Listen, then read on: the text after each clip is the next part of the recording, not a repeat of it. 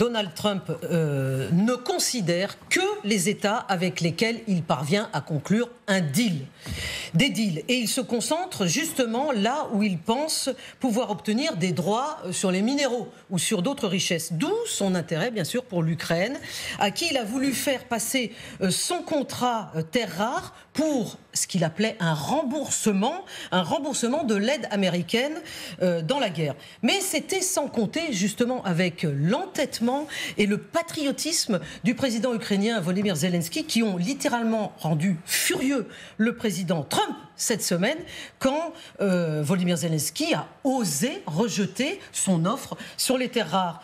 Alors, du coup, la partie américaine est revenue à la charge avec une autre proposition. On en est là aujourd'hui. Et on écoute le conseiller à la sécurité nationale américaine, Michael Waltz, sur ce sujet. Le président Zelensky va signer cet accord. Et vous verrez à très court terme que c'est une bonne chose pour l'Ukraine. Quoi de mieux pour l'Ukraine que de nouer un partenariat économique avec les États-Unis? Et que pourrait-on faire de mieux pour que l'Ukraine mette fin aux tueries? Et vous savez quoi? Nous avons une obligation envers vous, envers tous les contribuables américains. Récupérer les centaines de milliards de dollars qui ont été investis dans cette guerre. Bon, alors, Alexandre Melnik, là, on est en train de comprendre, enfin, il le dit clairement, il dit ils vont signer. Zelensky doit signer. Et d'ailleurs, il dit aussi, Zelensky doit baisser d'un ton et puis signer.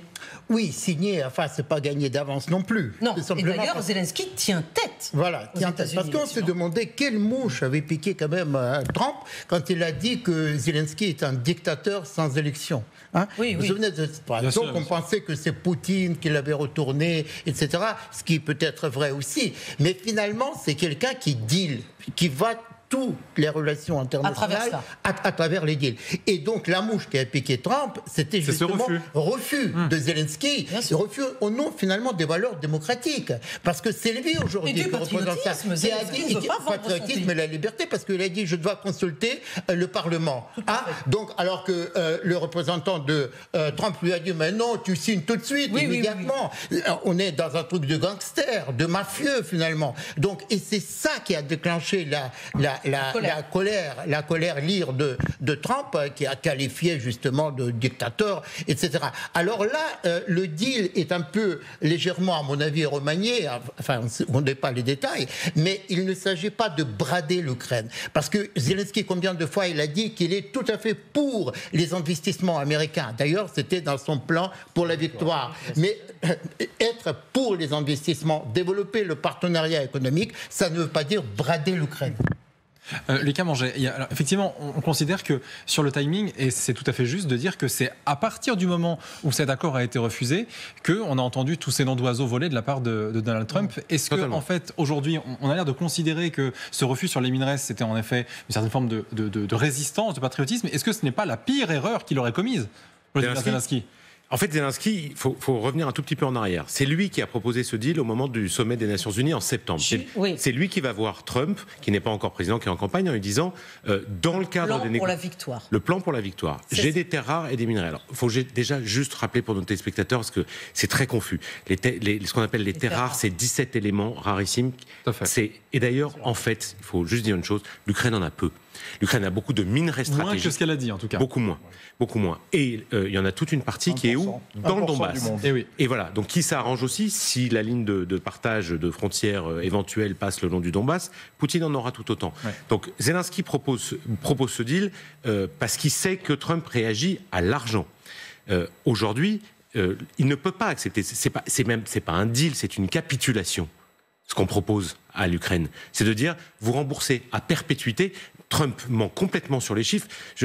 Pardon, mais il faut le redire, il dit 500 milliards. Il n'y a jamais eu 500 milliards américains sur la guerre en Ukraine depuis 3 ans, c'est 183 milliards. D'accord? Donc c'est pas 500 milliards. Quand il dit que Zelensky dormait et qu'il n'a pas reçu son envoyé spécial, Bessent, c'est ça, Scott Bessent. Scott Bessent, c'est absolument faux. Il y a des photos qui l'attestent. Zelensky l'a reçu. Donc on est dans un espèce de délire complet qui a effectivement provoqué la colère de Trump d'un côté et la colère de Zelensky de l'autre, et qui a réveillé aussi une fierté ukrainienne qui dit non mais attendez, on va pas se brader comme ça. Oui, mais mécaniquement, est-ce que, Elisabeth Shepard-Salam, est-ce que peut-être Trump aurait pu être plus indulgent si Zelensky, paradoxalement, avait accepté cet accord qui, encore une fois, était un peu, certes, je l'entends, jusqu'au boutiste et certainement assez farfelu sur les chiffres, mais est-ce que finalement, c'est pas, encore une fois, gagnant-gagnant. Lui, il gagne en effet une certaine partie des terres et on sait que c'est certainement assez risqué de faire ce pari-là, mais en échange, peut-être que la colère qui a été celle de Trump n'aurait pas existé du tout. Moi, je pense que ça aurait existé de toute façon. On oublie très rapidement qu'ils ont déjà,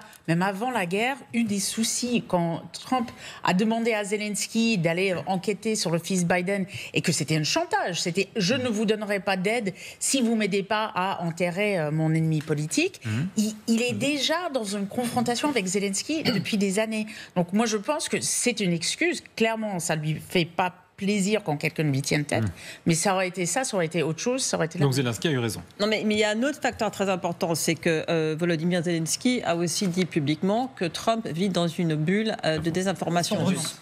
Et ça a vraiment mis Donald Trump en colère parce que c'était une critique publique à Donald Trump en réponse au fait que Donald Trump et son entourage répètent verbatim les mots de Vladimir Poutine, de Sergei Lavrov et de toute la panoplie des soi-disant conseillers et porte-parole du Kremlin. Et donc Zelensky a quand même... C'est quand même insultant de dire ça. Et c'est ça aussi qui a vraiment... Il a exaspéré. Donald Trump. Oui, mais Michel Goya, quel accord de sécurité... quelle garantie de sécurité cet accord commercial pourrait-il donner à l'Ukraine ? Parce que finalement, c'est quand même ça aussi le problème de l'Ukraine, c'est d'avoir des garanties de sécurité. Oui, non, mais justement, au départ, dans le plan de victoire que présentait Zelensky, c'était un échange peut-être une préférence américaine dans l'exploitation de ces produits, en échange de la poursuite de l'aide militaire. C'était ça le... Et c'est devenu autre chose. Non, c'est devenu autre chose. C'est devenu du racket, pur et simple. C'est-à-dire maintenant, tu vas rendre l'argent, quoi. Voilà. L'argent qu'on t'a donné. Et pour ça, si t'as pas d'argent, on va te prendre tes biens et on va tout confisquer. C'est ça, évidemment, que c'est totalement inacceptable de la part des Ukrainiens. On parlait de raisonnement de gangsters, mais là, c'est pas simplement des limites de territoire, d'exploitation entre gangsters, entre Poutine et Trump, mais c'est également du pur racket. Donc, ce que vous êtes en train de nous dire, c'est que cet accord qui n'arrive pas pour le moment à être signé est l'illustration, la preuve des méthodes de bandits, c'est ça, Alexandre Ménic, de la part des États-Unis ? Évidemment, de mafieux, de gangsters, de mafieux.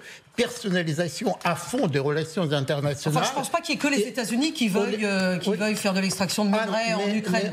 La France est intéressée, je vous rappelle. Parce que la France aussi et bien d'autres pays. Peut-être pas de la même façon. Mais quelle accélération de l'histoire. On est passé en quelques jours, peut-être même en quelques heures, de Munich à Yalta.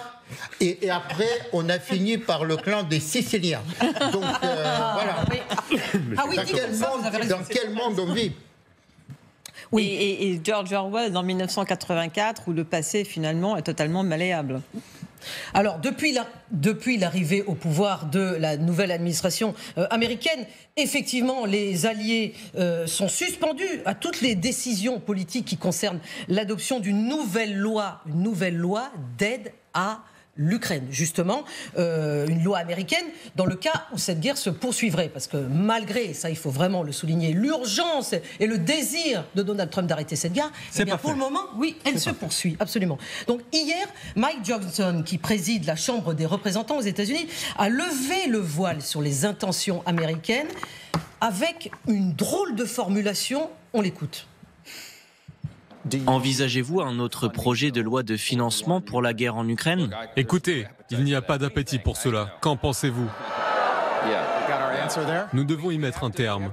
Et je peux vous dire que nos alliés européens en comprennent également la nécessité. La situation n'a que trop duré.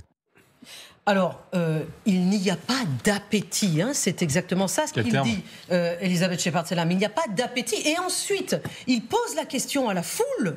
C'est-à-dire, il prend le public à témoin et le public scande non, non, non. C'est-à-dire, véritablement, clairement, là, nous ne voulons pas de nouvelles lois de financement d'aide à l'Ukraine. Alors, d'abord, comprenons le contexte, le CPAC, c'est ce grand rendez-vous. Convention. Convention des conservateurs, c'est un show. Là, ils sont comme toute la politique aux États-Unis. Oui, mais là, vraiment avec leur électorat, pour parler à leur électorat. Donc, quand il dit nous ne voulons pas, c'est leur électorat. Nous, les conservateurs. Nous, les conservateurs, nous, les MAGA. Et d'extrême droite, d'ailleurs, pour certains partis qui y sont. Clairement d'extrême droite, pour un certain nombre, même d'extérieur, parce qu'il y a des gens de l'international qui sont invités. Oui, tout à fait. Et très clairement, avec. On va y venir, oui. On a vu un certain nombre de choses et on va en revenir, mais qui sont assez même choquants. Mais là, c'est très clair que leur électorat ne veut pas, au contraire, ils ne veulent pas aider l'Ukraine. Et ils sont très clairs là-dessus. Et là, c'est un discours qui est dirigé entièrement vers l'électorat MAGA, entièrement vers aussi les politiques MAGA, ceux qui sont présents. Il y a eu un article cette semaine dans Vanity Fair qui disait que les sénateurs américains sont tellement peur d'aller à l'encontre de Trump parce qu'ils ont peur des résultats, en fait. Oui, mais Samantha Bendern, là, ce qu'il dit, en effet, encore une fois, ça s'adresse à un public. Mais est-ce qu'il faut véritablement prendre ça comme argent comptant, sachant que mécaniquement, on s'arrange toujours avec les versions qu'on peut tenir le lundi et celles qu'on peut tenir le vendredi la même semaine? Écoutez, vous avez un petit peu mis le doigt sur le problème. Par contre, il semblerait quand même que l'appétit aux États-Unis pour continuer à financer la guerre en Ukraine, vu l'administration Trump, moi je pense que les Ukrainiens vont se retrouver avec une coupure de l'aide. On voit déjà des contrats qui ne sont pas honorés, on voit déjà de l'aide qui ne vient pas comme elle devrait venir. Donc la promesse de lâcher les Européens et les Ukrainiens, je crains qu'elle ne se réalise beaucoup plus rapidement que même on ne l'avait pensé.